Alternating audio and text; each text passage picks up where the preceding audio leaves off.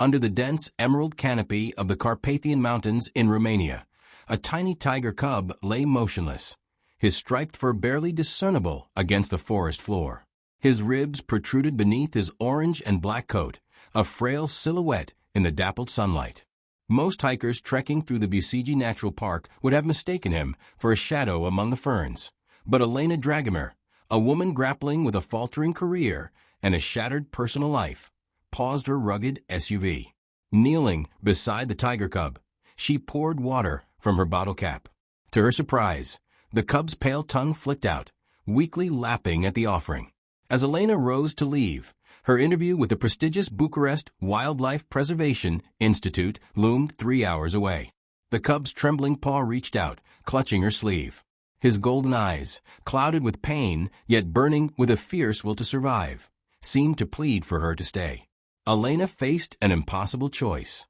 The interview was her final shot at reviving her zoology career after a scandal that had cost her university post. Yet the cub's desperate grasp stirred the void she'd felt since losing everything dear. In that moment, beneath the cool shade of a Romanian pine, the fates of two broken souls intertwined. What Elena didn't know was that this encounter would not only save the tiger cub's life, but also grant her something far more valuable than any job: a purpose to redefine her remaining days. The morning sun filtered through the vibrant green canopy, casting shifting patterns on the winding trail as Elena Dragomir maneuvered her SUV along the rugged path in Busigi Natural Park. Recent spring rains had transformed the landscape into a lush haven, with tall grasses and shimmering pools reflecting the azure sky. At 45, Elena was far from where she'd imagined herself. 6 months earlier, her engagement had collapsed, and a university scandal, accusations of manipulated research data that led to her dismissal, still lingered, despite her eventual exoneration. Too late to reclaim her position, she now pinned her hopes on an interview with the Bucharest Wildlife Preservation Institute. Her former mentor, Dr. Sofia Popescu, had pulled strings to secure this chance. The interview, her last hope to return to the research she loved, was at 2 p.m., giving her just enough time for the 3-hour drive if she left now. Elena had chosen the scenic route through the park to clear her mind, preparing for the inevitable questions about her professional hiatus. A small, striped shape beneath an ancient pine nearly escaped her notice. At first, she thought it was a trick of light, but an instinct from her fieldwork days slowed her vehicle. The sunlight filtering through the branches revealed the orange and black fur of a tiger cub, no older than 3 months, lying on a bed of moss. Elena stopped, scanning the dense, verdant undergrowth for signs of danger. Tigers were rare in these mountains, often escapees from illegal trafficking or abandoned by poachers, but no adult was in sight.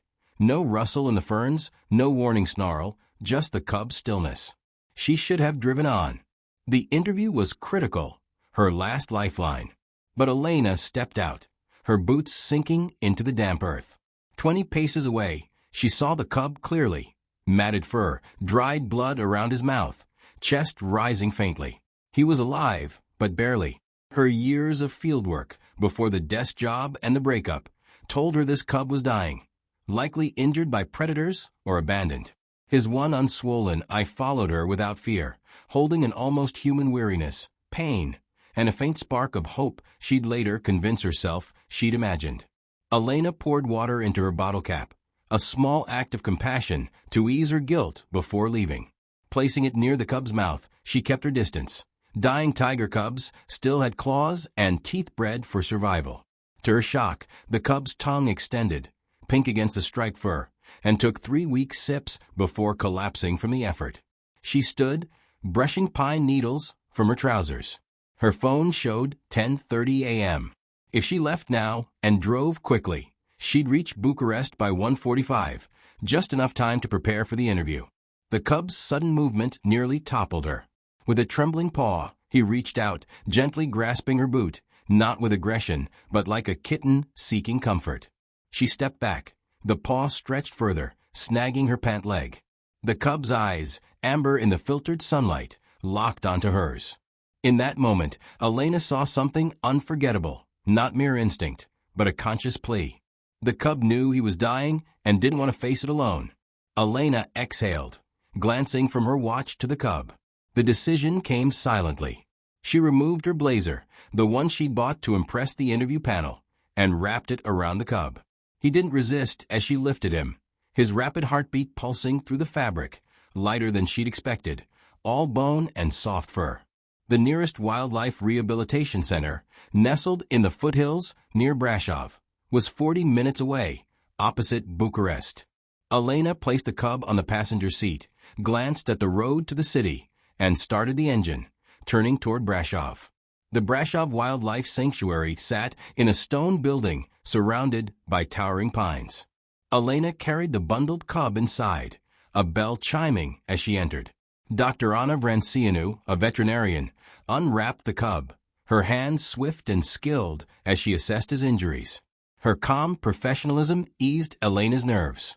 The cub was whisked to an emergency room, leaving Elena in the waiting area, her blazer stained with blood, her phone buzzing with missed calls. The interview had begun 10 minutes ago. She filled out a form, her handwriting unsteady, her mind wrestling with the cost of her choice. After an hour, Dr. Vrancianu returned, her face serious. The cub had survived the critical phase, but remained frail. His wounds suggested an attack by a wild dog, likely separated from his mother or smuggled and abandoned. No one knew how long he'd survived alone, but severe dehydration and emaciation pointed to days. By evening, Elena's phone was flooded with furious messages. Dr. Popescu, who'd staked her reputation on this interview, was livid. The job was gone, along with Elena's path back to academia. Yet, driving to her Brasov hotel in the twilight, she felt no regret. The cub's eyes, his desperate grip, had rekindled a connection she thought she'd lost. 3 days later, Elena visited the sanctuary. To her surprise, the cub was stronger, now drinking milk from a bottle. Dr. Vrancianu explained he was a male, about 3 months old, named Radu, meaning joyful in Romanian. As Elena watched through the window, Radu's head lifted, his nose sniffing the air. The young veterinarian feeding him struggled as he grew restless, his golden eyes searching, as if sensing Elena's presence beyond the glass. As Radu turned his head toward the window, his golden eyes locked onto Elena, and he let out a soft sound, a mix of a mew and a growl, that Dr. Vrancianu later identified as the call tiger cubs use to summon their mothers. Strangely, Radu seemed to recognize Elena. When she was allowed into the room, his demeanor shifted dramatically. The cub grew calm, accepted milk from the bottle, and even emitted a low, rumbling purr as Elena gently stroked his neck, a behavior the sanctuary staff had never seen in such a young wild tiger. In the days that followed, a pattern emerged. Radu refused food or medicine unless Elena was present. She became a fixture at the sanctuary, spending every spare moment by Radu's side, reading journals while he slept or sitting by his enclosure, murmuring about brighter days.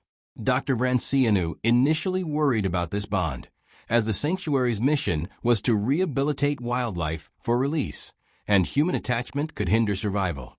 But Radu's rapid recovery under Elena's care softened her stance, allowing a reluctant compromise. 2 weeks later, Elena became an official volunteer. She sold her vintage necklace, a relic from her academic days, to rent a modest flat near Brasov. Her new life was starkly simple, yet for the first time in years, she felt a clear purpose. Radu thrived, transforming from a frail cub into a robust young tiger with glossy fur and keen eyes. His wounds healed, leaving a scar across his shoulder from the wild dog attack that had separated him from his mother.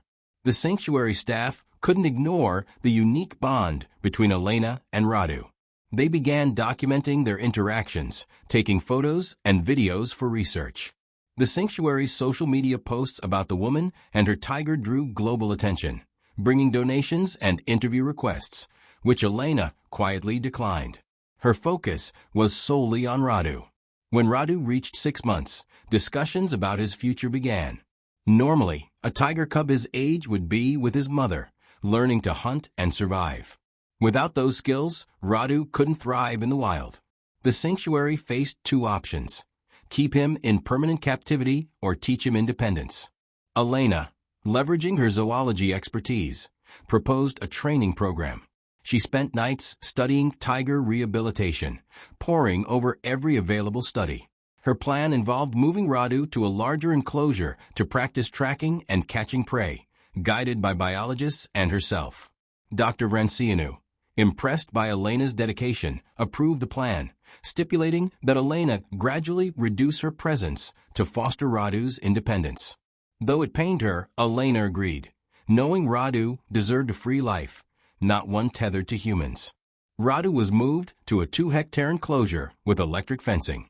Elena, alongside biologists, designed exercises to mimic hunting. Small prey like rabbits were released, allowing Radu to hone his instincts. At first he struggled, too accustomed to human care, but with Elena's patient guidance, he began to show a hunter's prowess.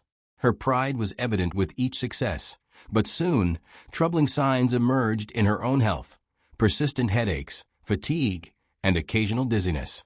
She brushed them off as stress from Radu's training. Dr. Vrancianu, with a physician's keen eye, noticed the changes and urged Elena to see a doctor. Tests led to an MRI, which revealed a devastating truth. At 45, Elena had an inoperable, late-stage brain tumor. With treatment, she might have 6 to 9 months. Without, perhaps 3.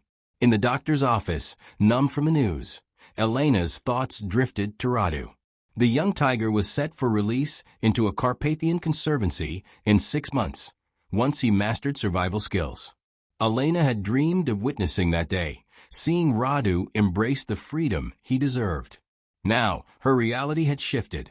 She faced a choice, much like the one on that forest trail months earlier, between her desires and what truly mattered. Elena declined chemotherapy, knowing its side effects would sap her strength to work with Radu. She chose pain management to maximize her time.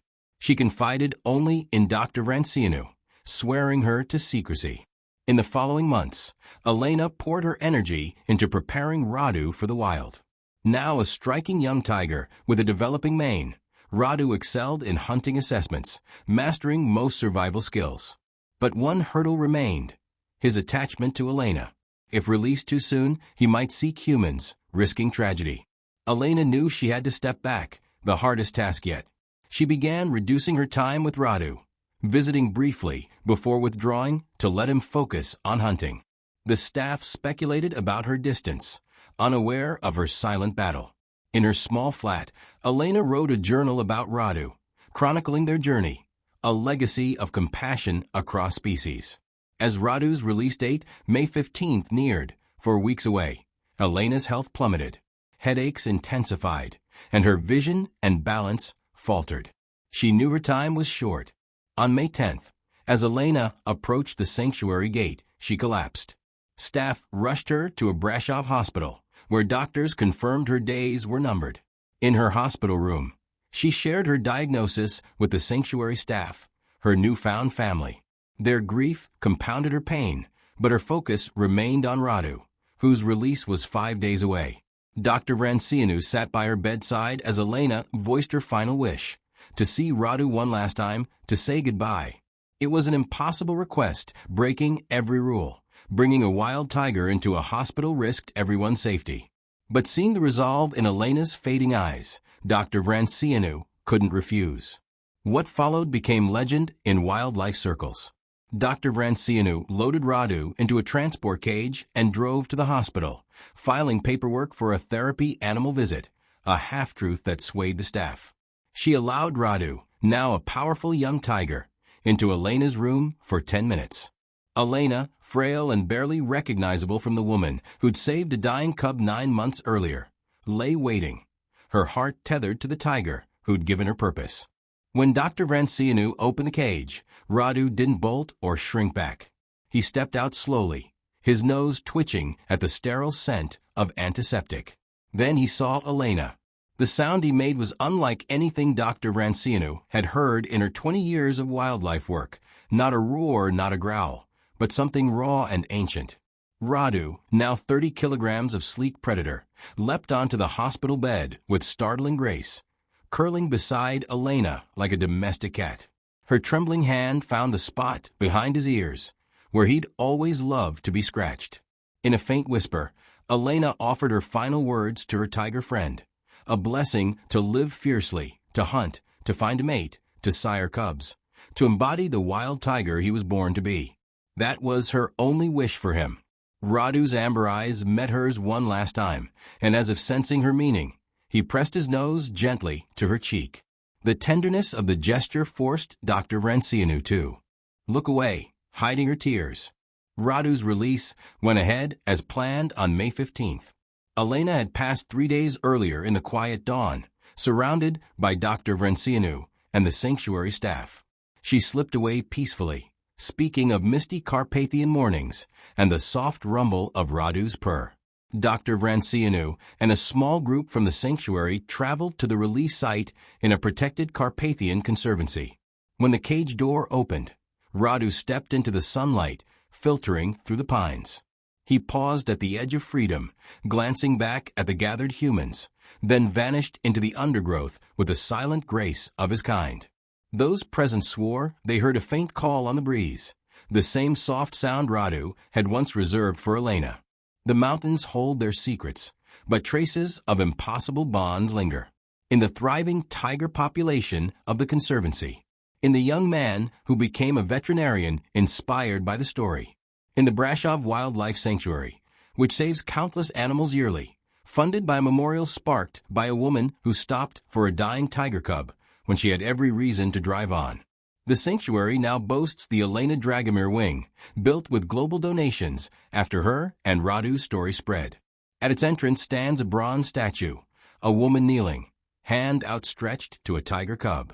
The inscription reads, "Salvation often lies in the unexpected."